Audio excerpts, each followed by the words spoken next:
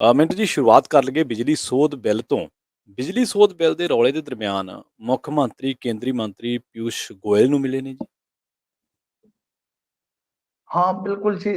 ਦੇਖੋ ਗੱਲ ਇਹ ਆ ਕਿ ਜਿਹੜਾ ਬਿਜਲੀ ਸੋਧ ਬਿੱਲ 2020 ਜਿਹਨੂੰ ਹੁਣ 2022 ਕਹੀਏ, ਜੀ 2020 ਤੋਂ ਚੱਲਦਾ 2022 ਤੱਕ ਆ ਗਿਆ ਤੇ ਉਹ ਤੇ ਹੁਣ ਇੱਕ ਵਾਰੀ ਏਦਾਂ ਕਹਿ ਲਓ ਕਿ ਹੋਲਡ ਤੇ ਪੈ ਗਿਆ। ਹੂੰ ਕਾਫੀ ਰੌਲਾ ਰੱਪਾ ਪਿਆ ਪਿਛਲੇ 2 ਦਿਨ ਤੋਂ, ਕਾਫੀ ਜ਼ਿਆਦਾ ਉਹਦੀ ਕਹਿ ਲਓ ਕਿ ਜਿਹੜੀ ਚਰਚਾ ਸੀ ਉਹ ਸੁਣਾਈ ਦਿੱਤੀ। ਜੀ ਤਾਂ ਅੱਜ ਉਹਦੇ ਬਾਰੇ ਤੇ ਇਹੋ ਹੀ ਆ ਕਿ ਉਹ ਸਟੈਂਡਿੰਗ ਕਮੇਟੀ ਦੇ ਕੋਲ ਚਲਾ ਗਿਆ। ਹੂੰ ਪਾਰਲੀਮੈਂਟਰੀ ਜਿਹੜੀ ਸਟੈਂਡਿੰਗ ਕਮੇਟੀ ਹੁੰਦੀ ਹੈ, ਜੀ ਤਾਂ ਉਹਦੇ ਵਿੱਚ ਕੀ ਹੈ ਕਿ ਹੁਣ ਖਾਸਾ ਟਾਈਮ ਲੱਗੇਗਾ। ਖਾਸਾ ਟਾਈਮ ਤੋਂ ਭਾਵ ਕੀ ਹੈ ਕਿ ਉਹ ਦੇਖਣਗੇ, ਚੈੱਕ ਕਰਨਗੇ, ਜਿਹੜੇ ਜਿਹੜੇ ਇਤਰਾਜ਼ ਨੇ ਉਹ ਲੱਗਣਗੇ, ਫਿਰ ਉਹ ਵਾਪਸ ਸਦਨ ਚ ਆਏਗੀ। ਤਾਂ ਉਦੋਂ ਤੱਕ ਤੇ ਮੇਰੇ ਖਿਆਲ ਦੇ ਨਾਲ ਇਲੈਕਸ਼ਨ ਬਹੁਤ ਨੇੜੇ ਹੋਏਗਾ। ਸੋ ਲੱਗਦਾ ਹੈ ਕਿ ਮਾਮਲਾ ਜਿਹੜਾ ਲਟਕੇਗਾ। ਤਾਂ ਖੈਰ, ਜੇ ਗੱਲ ਕਰੀਏ ਕਿ ਭਗਵੰਤ ਮਾਨ ਮਿਲੇ ਨੇ ਉੱਥੇ ਕੇਂਦਰੀ ਮੰਤਰੀ ਪਿਊਸ਼ ਗੋਇਲ ਨੂੰ, ਜੀ ਮੇਰੇ ਖਿਆਲ ਦੇ ਨਾਲ ਪਿਊਸ਼ ਗੋਇਲ ਦਾ ਨਾਮ ਤੇ ਹਰੇਕ ਪੰਜਾਬੀ ਜਾਣਦਾ ਹੀ ਹੋਏਗਾ। ਜਦੋਂ ਕਿਸਾਨ ਹੂੰ ਅੰਦੋਲਨ ਦੇ ਦੌਰਾਨ ਜੀ ਬਹੁਤ ਵੱਡੇ ਲੀਡਰ ਲਗਾਤਾਰ ਮੀਟਿੰਗਾਂ ਕਰ ਰਹੇ ਸਨ ਤੇ ਸਾਹਿਬ ਉੱਥੇ ਬੈਠੇ ਹੁੰਦੇ ਸੀਗੇ। ਹੂੰ ਇਹਦੇ ਵਿੱਚ ਹੁਣ ਦੇਖੋ, ਜਿਹੜਾ ਆਰਡੀਐਫ ਦਾ ਪੈਸਾ ਹੈ, ਜਿਹਦੇ ਤੇ ਮੇਰੇ ਖਿਆਲ ਦੇ ਨਾਲ ਅਨੇਕਾਂ ਵਾਰ ਗੱਲਬਾਤ ਤੁਸੀਂ ਵੀ ਕਰ ਚੁੱਕੇ ਹੋਣੇ ਆ, ਮੈਂ ਵੀ ਕਰ ਚੁੱਕਾ ਵਾਂ। ਰੂਰਲ ਡਿਵੈਲਪਮੈਂਟ ਫੰਡ ਦਾ ਜਿਹੜਾ ਪੈਸਾ ਅੜਿਆ ਸੀਗਾ, ਜੀ ਉਹ ਇਹਨਾਂ ਨੇ ਇੱਕ ਤਰ੍ਹਾਂ ਨਾਲ ਕਹਿ ਲਓ ਕਿ ਕੁਛ ਮਤਲਬ ਕਢਾਉਣਾ ਸੀਗਾ ਕਿ ਪਹਿਲਾਂ ਸ਼ਰਤਾਂ ਮਨਵਾਉਣੀਆਂ ਸੀ, ਉਸ ਤੋਂ ਬਾਅਦ ਉਹ ਪੈਸਾ ਜਿਹੜਾ ਜਾਰੀ ਕਰਨਾ ਹੀ ਸੀਗਾ।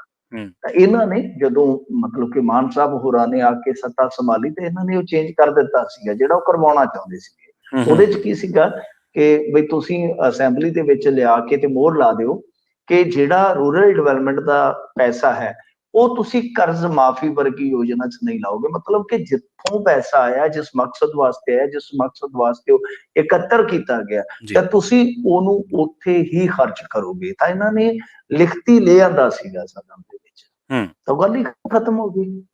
ਫਿਰ ਤੇ ਕੋਈ ਰੌਲਾ ਹੀ ਨਹੀਂ ਰਹੇਗਾ। ਤੇ ਜੀ ਜਦੋਂ ਰੌਲਾ ਹੀ ਨਹੀਂ ਰਹਿ ਗਿਆ ਤਾਂ ਫਿਰ ਉਹ ਜਿਹੜਾ ਫੰਡ ਆ ਉਹ ਜਾਰੀ ਹੋ ਜਾਣਾ। ਤਾਂ ਇਹਨਾਂ ਨੇ ਵੈਸੇ ਅੱਜ ਇਹ ਯਕੀਨ ਦਵਾਇਆ ਹੈ। ਮਾਨ ਸਾਹਿਬ ਕਹਿੰਦੇ ਕਿ ਇਹਨਾਂ ਨੇ ਕਿਹਾ ਕਿ ਅੱਗੇ ਤੋਂ ਇਹ ਜਿਹੜੇ ਕੇਂਦਰ ਤੇ ਫੰਡ ਆ, ਕੇਂਦਰੀ ਫੰਡ ਆ ਜਿਹੜੇ, ਉਹ ਰੋਕੇ ਨਹੀਂ ਜਾਣਗੇ, ਵੇਲੇ ਸਿਰ ਜਿਹੜੇ ਆ ਉਹ ਦਿੱਤੇ ਜਾਣਗੇ। ਤਾਂ ਮੈਂ ਜਿਵੇਂ ਕਿਹਾ ਕਿ ਰੂਰਲ ਡਿਵੈਲਪਮੈਂਟ ਫੰਡ ਦਾ ਪੈਸਾ ਤਾਂ ਨਹੀਂ ਰੁਕੇਗਾ, ਕਿਉਂਕਿ ਜੋ ਉਹਨਾਂ ਨੇ ਸ਼ਰਤ ਲਾਈ ਸੀ ਉਹ ਸ਼ਰਤ ਤੁਸੀਂ ਬਾ ਅਦਬ ਮੰਨ ਚੁੱਕੇ ਹੋ। ਜੀ ਹੁਣ ਹੋਣਾ ਕੀ ਹੈ ਕਿ ਆਉਣ ਵਾਲੇ ਸਮੇਂ ਦੇ ਵਿੱਚ ਜਿਸ ਤਰ੍ਹਾਂ ਉਹਨਾਂ ਨੇ ਤੁਹਾਨੂੰ ਖੜਕੀ ਚ ਫਸਾਇਆ ਹੈ, ਇੱਕ ਗੱਲ ਯਾਦ ਰੱਖਿਓ ਹੂੰ ਕਿ ਜਿਹੜਾ ਪੰਜਾਬ 8.5% ਲੈਂਦਾ ਹੈ ਨਾ ਟੈਕਸ, ਹਾਂਜੀ ਮੰਡੀਆਂ ਦਾ ਟੋਟਲ ਸੈਸ ਪਾ ਕੇ, ਉਹ ਇਹਨੂੰ ਵੀ ਬਰਾਬਰ ਕਰਨਗੇ। ਹੂੰ ਮਤਲਬ ਕਿ ਇੱਕ ਦੇਸ਼ ਇੱਕ ਸੈਸ। ਜੀ ਹੌਲੀ ਹੌਲੀ ਕਿਉਂਕਿ ਉਹ ਰੋਕ ਲੈਣਗੇ, ਪੈਸਾ ਰੋਕ ਲੈਣਗੇ, ਕਿਸੇ ਨਾ ਕਿਸੇ ਬਹਾਨੇ ਖਰਾਬ ਕਰਨਗੇ, ਖੱਜਲ ਕਰਨਗੇ।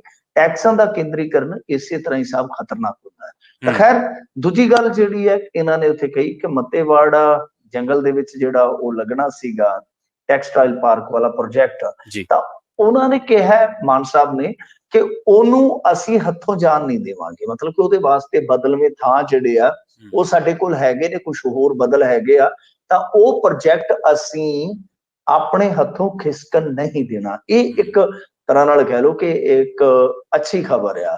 ਕਿਉਂ? ਕਿਉਂਕਿ ਜਿੱਥੇ ਵਾਤਾਵਰਣ ਪ੍ਰੇਮੀ ਆਪਣੀ ਜਿੱਤ ਦੇ ਜਸ਼ਨ ਮਨਾ ਰਹੇ ਸੀ, ਉੱਥੇ ਇਹ ਵੀ ਨਾਲ ਇੱਕ ਆਵਾਜ਼ ਸੀਗੀ ਕਿ ਐਸਾ ਪ੍ਰੋਜੈਕਟ ਜਿਹਦੇ ਵਿੱਚ ਬਹੁਤ ਸਾਰਾ ਰੋਜ਼ਗਾਰ ਜਿਹੜਾ ਮਿਲ ਸਕਦਾ ਹੈ।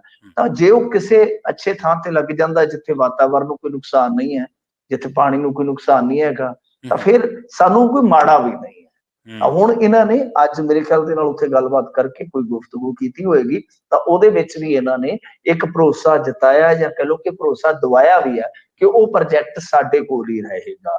ਇਹ ਇਹਨਾਂ ਦੀ ਦਿੱਲੀ ਯਾਤਰਾ ਸੀ, ਜਿਹੜੀ ਇੱਕ ਤਰ੍ਹਾਂ ਨਾਲ ਕਹਿ ਲਓ ਕਿ ਸੰਖੇਪ ਦੀ ਯਾਤਰਾ ਸੀ। ਕੱਲ ਗਏ ਸੀ ਕਿ ਨੀਤੀ ਆਯੋਗ ਦੀ ਬੈਠਕ ਦੇ ਵਿੱਚ ਵੀ ਇਹਨਾਂ ਨੇ ਹਿੱਸਾ ਲਿਆ ਵਾ। ਉਹਦੇ ਵਿੱਚ ਵੀ ਇਹਨਾਂ ਨੇ MSP ਦੀ ਗਾਰੰਟੀ ਜਿਹੜੀ ਹੈ ਉਹ ਮੰਗੀ ਹੈ, ਨਾਲ ਕੁਝ ਹੋਰ ਗੱਲਾਂ ਵੀ ਕਹੀਆਂ ਨੇ। ਕਿਉਂਕਿ ਦੇਖੋ, ਨੀਤੀ ਆਯੋਗ ਦਾ ਜਿਹੜਾ ਗੋਲ ਹੈ ਉਹ ਸ਼ਾਇਦ ਇਸ ਟਾਈਮ ਕਹਿ ਲਓ ਕਿ 2045 ਦਾ ਜਿਹੜਾ ਦੇਸ਼ ਦਾ ਗੋਲ ਹੈ ਉਹ ਹੈ। ਤਾਂ ਇੱਕ ਏਜੰਡਾ ਇਸ ਤਰ੍ਹਾਂ ਦਾ ਹੀ ਸੈੱਟ ਕੀਤਾ ਜਾ ਰਿਹਾ। ਤਾਂ ਉਹਦੇ ਵਿੱਚ ਜਿੱਦਾਂ ਕੱਚੇ ਤੇਲ ਤੋਂ ਨਿਰਭਰਤਾ ਘਟਾਈ ਜਾਵੇ, ਉਹ ਇੱਕ ਬੜਾ ਵੱਡਾ ਇਸ ਦੇਸ਼ ਦੇ ਸਾਹਮਣੇ ਸਵਾਲ ਆ ਜੀ ਜਾਂ ਕਹਿ ਲਓ ਚੈਲੰਜ ਆ। ਤਾਂ ਠੀਕ ਉਸੇ ਤਰ੍ਹਾਂ ਜਿਵੇਂ ਕੱਚਾ ਤੇਲ ਬਹੁਤ ਜ਼ਿਆਦਾ ਇੰਪੋਰਟ ਕਰਨਾ ਪੈਂਦਾ ਇੰਡੀਆ ਨੂੰ, ਤਾਂ ਦਾਲਾਂ ਵੀ ਬਹੁਤ ਜ਼ਿਆਦਾ ਇੰਪੋਰਟ ਕਰਨੀਆਂ ਪੈਂਦੀਆਂ। ਤਾਂ ਉਹਦੇ ਤੇ ਜਦੋਂ ਉਸ ਏਜੰਡੇ ਦੇ ਨੁਕਤੇ ਤੇ ਗੱਲ ਕੀਤੀ ਗਈ, ਤਾਂ ਸਾਡੇ ਚੀਫ ਮਿਨਿਸਟਰ ਨੇ ਆਖਿਆ, ਉਹਨੇ ਆਖਿਆ ਕਿ ਅੱਗੇ ਵੀ ਤੁਹਾਡੇ ਹੱਥ ਚੋਂ ਅਸੀਂ ਕਟੋਰਾ ਜਿਹੜਾ ਛੁਡਵਾ ਦਿੱਤਾ ਸੀਗਾ, ਮਤਲਬ ਕਿ ਹਰੀ ਕ੍ਰਾਂਤੀ ਲਿਆ ਕੇ ਅਸੀਂ ਇਹ ਮਸਲਾ ਹੱਲ ਕਰ ਦਿੱਤਾ ਸੀਗਾ ਕਿ ਕਿੱਥੇ ਤੁਸੀਂ US ਦੇ ਸਾਹਮਣੇ ਕਟੋਰਾ ਲੈ ਕੇ ਖਲੋਤੇ ਸੀਗੇ। ਤਾਂ ਅੱਜ ਵੀ ਜੇ ਤੁਸੀਂ ਸਾਨੂੰ ਸਪੋਰਟ ਕਰੋ, ਖਾਸ ਤੌਰ ਤੇ MSP ਦੇਵੋ, ਤਾਂ ਅਸੀਂ ਜਿਹੜੀ ਦਾਲਾਂ ਦੀ ਨਿਰਭਰਤਾ ਉਹ ਵੀ ਘੱਟ ਕਰ ਦਿਆਂਗੇ। ਜੀ ਤਾਂ ਇਹਨਾਂ ਨੇ ਕੁਝ ਇਹੋ ਜਿਹੀਆਂ ਗੱਲਾਂ ਜਿਹੜੀਆਂ ਚੁੱਕੀਆਂ। ਸੋ ਦੇਖਦੇ ਆ ਇਹਨਾਂ ਤੇ ਹੁਣ ਕੀ ਹੁੰਦਾ ਕੀ ਨਹੀਂ ਹੁੰਦਾ।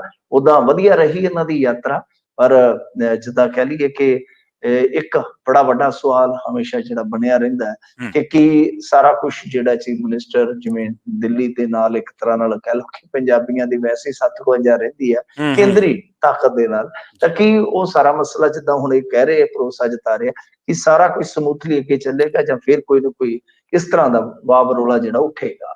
ਜੀ ਜੀ ਜੀ